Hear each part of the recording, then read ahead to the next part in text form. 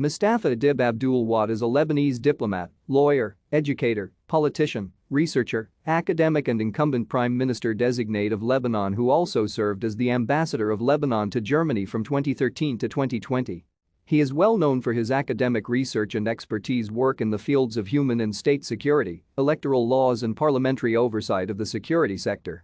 On 31 August 2020, he was selected as the Prime Minister-designate of Lebanon replacing Hassan Diab.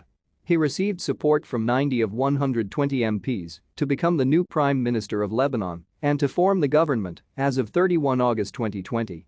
Prior to his appointment as the designate Prime Minister of Lebanon, he served as the ambassador to Germany for over 7 years. Mustapha Adib Abdul Wahed was born on 30 August 1972 in the northern city of Tripoli in North Lebanon.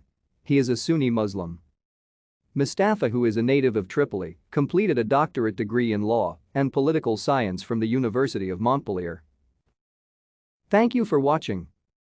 Like and subscribe if you would like to view more of our videos. Have a nice day.